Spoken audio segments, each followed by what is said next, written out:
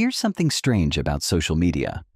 The people who post the least about their lives are often the ones who feel the most secure living them.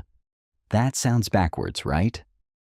Because the internet has taught us a simple equation. Visibility equals confidence. If someone constantly posts their trips, their wins, their smiling selfies, we assume they're thriving. And if someone posts almost nothing, we assume the opposite. Maybe they're shy. Maybe they're antisocial. Maybe their life just isn't that interesting. But psychology suggests something far more interesting. Sometimes the people who stay quiet online aren't hiding from the world. They've just stopped performing for it. And once you understand why that happens, you start seeing social media very differently. Think about the last time something beautiful happened in your life. Maybe you were watching a sunset. Maybe you were laughing uncontrollably with friends. Maybe you were traveling somewhere new. Now here's the uncomfortable question. Did you live that moment first? Or did a small voice in your head whisper, "Wait, this would be a good post"? That tiny thought seems harmless, but psychologically, it changes everything. Because the moment you start thinking about how an experience will appear online, the experience itself becomes slightly less yours. It becomes something to package, to frame, to present. A memory quietly turns into content, and this is where many people begin to feel a strange kind of exhaustion. Not because social media is evil, but because performing your life is surprisingly tiring. Over time, some people start noticing something. They realize that every time they share something meaningful, the moment changes. Their joy becomes commentary. Their struggles become discussion. Their life becomes public material. Psychologists call this self-presentational pressure. The subtle feeling that you're constantly being watched, evaluated, and compared, even when no one is actually looking. And eventually, some people reach a quiet conclusion. They don't want every part of their life turned into a performance, so they stop posting.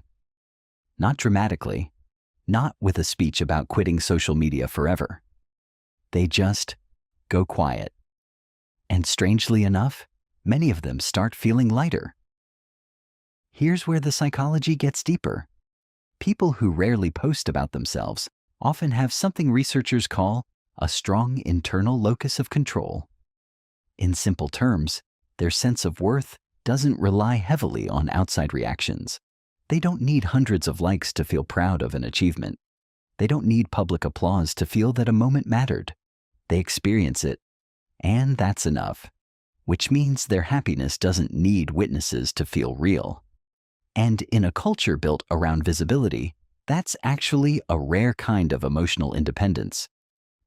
But here's the psychological twist most people don't realize.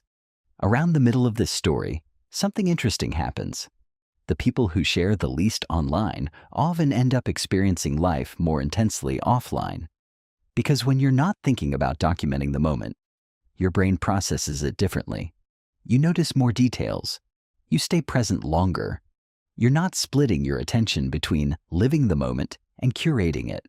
And that presence creates something social media can't replicate: depth. In other words, the quietest people online are often the ones most awake in real life. Let's imagine a simple scene. Two friends are sitting in a small cafe. One spends 5 minutes adjusting their phone, trying to capture the perfect photo of their latte. The other friend takes a sip, leans back, and starts talking about something completely random. Neither person is doing anything wrong, but their attention is living in different places. One is partially in the moment. The other is completely inside it. And over time, that difference shapes how people experience life. Some people collect photos, others collect memories. There's another psychological layer here: privacy, not secrecy. Privacy. And those two things are very different. Secrecy comes from fear. Privacy comes from boundaries. People who post less often feel that certain parts of their lives deserve protection: their relationships, their personal growth, their struggles, their healing. Because once something personal enters the internet, it stops belonging only to you. It becomes open to interpretation, comparison, judgment, even misunderstanding. So some people quietly choose to keep the most meaningful chapters of their lives offline. Not because those moments are small, but because they matter too much. Here's another twist that surprises people. Social media was designed to make us feel connected, but sometimes the more we broadcast our lives, the less genuine connection we actually experience. Because visibility is not the same thing as intimacy. You can watch someone's life for years online and still not really know them. Real connection usually happens somewhere quieter, across a dinner table, during a long walk. Inside, conversations that never get recorded, and people who don't post much often rediscover something powerful. Real relationships don't need an audience. There's even a biological reason for all this. Every time you post something and receive likes or comments, your brain releases dopamine, the same chemical involved in reward and habit formation. Over time, your brain starts associating posting with emotional reward. That's why many people instinctively reach for their phone when something interesting happens. But people who resist that cycle often develop something different, a kind of emotional independence. They don't rely on digital reactions to validate their experiences. The experience itself is enough. And here's the surprising truth. The people who rarely post their lives online are often not less confident. They're often more secure. Because real confidence doesn't always look loud. Sometimes it looks quiet. It looks like someone enjoying a moment without needing anyone else to confirm it mattered. It looks like someone who knows exactly who they are, even when nobody is watching. And that leads to a deeper realization about modern life. We've started confusing visibility with value. But the two were never the same thing. Some of the most meaningful parts of your life will never appear online. Your growth, your heartbreaks, your private victories, your quiet healing, the conversations that change who you are.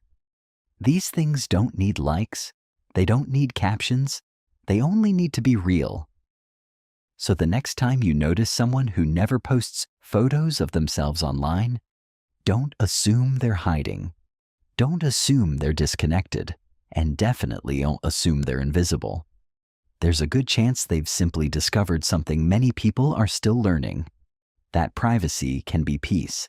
That silence can be self-trust. And that sometimes, the most powerful life is the one you don't feel the need to display. Because in the end, the most important question isn't why some people don't post their lives online. The real question is this: if nobody else could see your best moments, would they still feel meaningful to you?